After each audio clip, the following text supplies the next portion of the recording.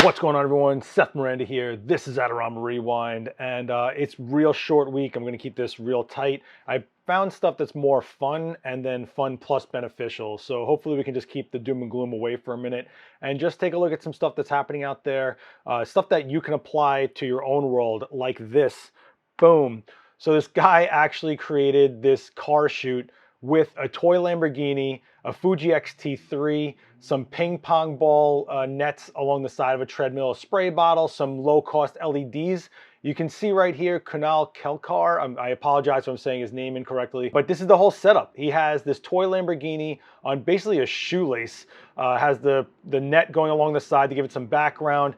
The treadmill's running, he's spraying water, and this thing is just skating along a moving treadmill, giving him that dynamic look that you see in these images right here. And this is pretty, not that involved, right? Once you start realizing what you're trying to achieve, and as you take the shots, you can piece it together. Oh, this would be cool here. Maybe I throw some pink light coming this way to look a little bit different.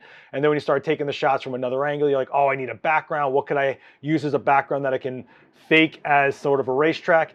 This is awesome. This shows exactly what you can do when you have some inspiration, some creativity, and just ambition to figure out how to use lighting to create the scene you really want. Well, what is this good for you? I think this is amazing to not just inspire you, but maybe get you to look around what you have and maybe put together a proof of concept for future clients. Maybe you have a product client out there, something you do on a tabletop that can become more than just let's point lights at it and make it look pretty. What can we do to create a scene on a small scale? I mean, we're all stuck inside. We all have restrictions on our space and what resources we have around us. So take a look at this. Really think about it. Take a look around you and see what you yourself can piece together. Speaking of piecing together, segue, Kodak just released an enormous puzzle. I think like it's the biggest puzzle in the world. 51,300 pieces. We are looking at 28.5 feet by 6.25 feet tall. It's 27 wonders of the world. This is pretty insane. It is a $600 puzzle, mind you, and I don't know who has the space to put this together. I'd probably have to go on my roof to put this together, but it's pretty awesome, and it's definitely something to keep you busy if you wanted to do that. I wonder if there's any puzzle enthusiasts out there that are jumping on this, or is anyone looking to buy this as kind of like a collector's thing? I wonder how many they're going to make. Is there a huge interest in it? How many people are going to grab this? What's the market for it? Stuff like that. Let me know down below if you're into physical puzzles and if this is something that interests you, and where would you put it after you pieced it together? Would you glue it together and then make an entire long wall in your home this puzzle? I think it's amazing. It's kind of crazy.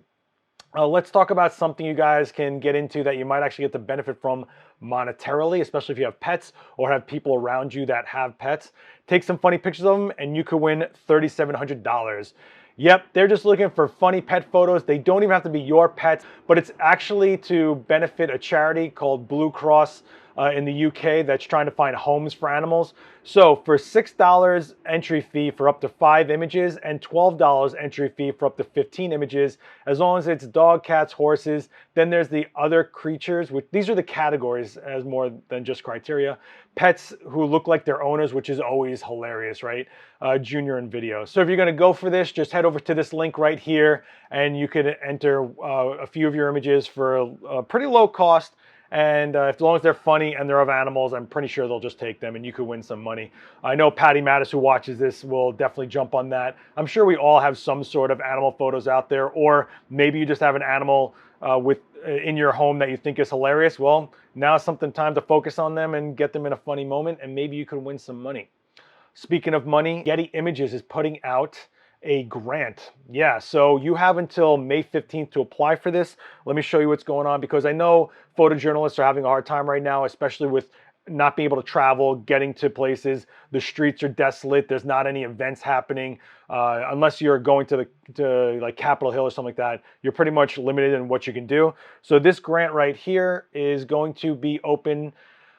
Pretty much they're going to give out 8 grants of $5,000 each. You have the option to having Getty Images editorial guidance throughout your project, assurance that you retain copyrights to the images you submit for judges' review, which is great, and grant winner announcement is widely publicized by Getty Images and media partners, so you'll definitely get your name out there. Pretty much the criteria, let's read this together. Grants will be awarded by independent judges selected by Getty Images for their expertise and experience. Selection will be based on the judge's determination of the applicant's ability to execute the submitted project with compelling a visual narrative in a documentary feature format, taking into account the caliber of portfolio, the project's merit, and professional ability. Your requirements: you need to put together a proposal, minimum 300 words, maximum 300 words, a short biography detailing who you are and what you've done. They want to know what you're about and what credibility you have. 20 to 25 original images, either related to the proposal or unrelated portfolio images. The proposals must be in English and submitted electronically. This is pretty awesome. I'll put the link down below. I suggest you apply for it if you're in the photojournalistic world. If you've been trying to get a project together, this is definitely one for you. Don't sleep on this type of stuff. It's not that hard to type out 500 words about yourself, get a bio going, which you're probably going to need anyway to get some presence out there in the world on LinkedIn or whatever else you're working on in the future.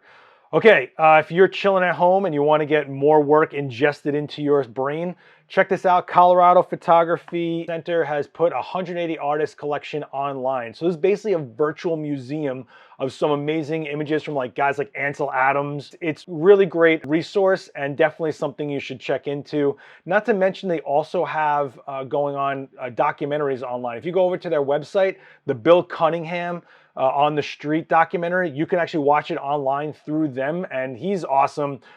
He passed away, unfortunately, I think last year, and he's been known for taking street fashion here in New York and getting it out there to the world, and he's just a really great soul. I recommend checking out that documentary and also checking out this online museum, which is pretty cool that we have the ability and the technology to virtually go visit these places or actually experience this work to some degree. I know it's not the same as going to the museum, seeing the prints, looking at the actual copy, but this is pretty good considering where we're at, okay? All right, I'm going to leave you there. However, I do want you to know about a few resources we're doing here at Adorama. One, I'm doing Coffee with Creators, 1 p.m. Eastern Standard Time every weekday. Go to Adorama's Facebook, let me show you, and you can check out the conversations I'm having with photographers like Amy Touchette, Ed Mulholland. I think we had Gary Hughes. We did one with Gavin Hoey. We had Jamie Price, who actually does legit race photography, so he must be into this guy shooting these toy Lamborghinis. I'm gonna hit him up and let him know about that story.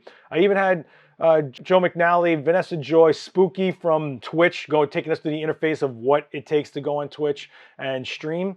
A lot of great things happening, and on top of that, we still have the Create No Matter What hashtag going on. That's right. Anything you're shooting out there and you're posting right now, hashtag Create No Matter What, hashtag Adorama, so we can find it and see what you're up to. But we're also giving you guys some challenges to go create something and join in on this conversation. Let me show you right here. We have a playlist on Adorama TV.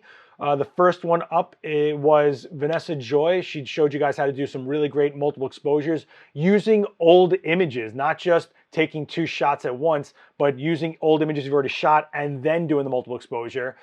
We also had Gavin Hoey showing you how to freeze water droplets. David Bergman talking about documenting your world. And every Wednesday, we're dropping a new one. I think Daniel Norton is up next. I have one coming. Mark Wallace has one coming.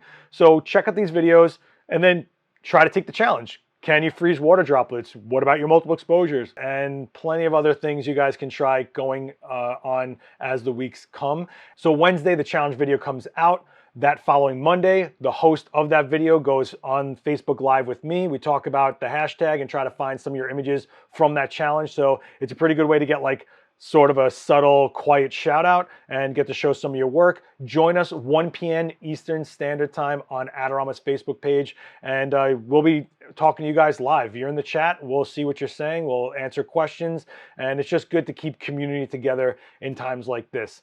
Okay, I'm gonna leave you guys there. I want to know, what are you guys doing to stay creative? That's the question of the week. Are you looking at other people's work? Are you looking at vintage photography? Are you trying to see what happened centuries ago and trying to relate it to now? Are you looking at your resources around you and seeing what you can build from it? This guy saw a treadmill and a spray bottle and made a car ad happen. I wanna know what you're doing to stay creative, even if it's not photographically. Let me know what's just keeping you from being a vegetable on a couch staring at Netflix all day, okay? I'll see you guys next week. Write me down in the comments. Don't forget to respond to each other down in the comments. This is a community. It's not just talking to me. It's talking to everybody involved. And I really hope you guys take advantage of some of these things going out there, like the grants, the pet photography competition, you know, and also just putting together some images out there that can become proof of concepts for you to go after jobs in the near future when we all get to go back out to the world and stretch our legs and get running when we hit the ground here. Okay, guys, thank you so much. Hit like, share this video around. Don't forget to subscribe and the bell so you guys know when new videos come out on Adorama TV. And I will see you guys next time. Peace.